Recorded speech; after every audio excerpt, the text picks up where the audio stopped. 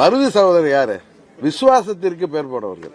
அவர்கள் வீரமங்கை வேலுநாச்சியாரின் படை தளபதிகள். அவருக்கு தோளோடு தோள் நின்று சுதந்திரத்துக்காக போராடியவர்கள். பழனிசாமி பதவி கொடுத்தவர்களையே காலை வாரி விட்டு, காலை விழுந்து பதவி பெற்றுவிட்டு காலை வாரியவர் பழனிசாமி. நீங்க மருது சகோதரர்கள் தியாக பூமி, இது விசுவாசமிக்க பூமி. இங்க அவர்கள் வேண்டுனாங்கன்னா அது அங்கேயே நிராகரிச்சிருப்பாரு. அதான் என் வாயில அது வெளியில வருது. அரசியல் மாற்றம் என்ன நடக்கலாம்?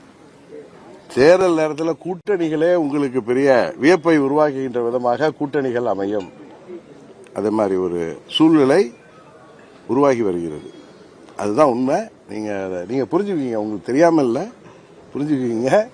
உறுதியாக திரும்ப திரும்ப சொல்றேன், திருப்பி சொல்றேன். பழனிசாமி உறுதியாக துரோகத்திற்கு அந்த சொல்லுவாங்களே, வினை விதைத்தவன் வினையா இருக்கிற நேரம், இந்த நேரம் வந்துவிட்டது. 26 சட்டமன்ற பொதுத் தேர்தலில் பழனிசாமி என்கிற துரோக சக்தி உறுதியாக வீழ்த்தப்படும். அதை செய்ய போவது அம்மா மக்கள் முன்னேற்ற கழகம் இடம்பெறுகின்ற கூட்டணி. அதுதான் நான் உங்களுக்கு மருது சகோதரர்கள், விசுவாசமிக்க வீரர்கள் மருது சகோதரர்கள் நினைவு தினத்தில் உங்களுக்கு சொல்கிற செய்தி.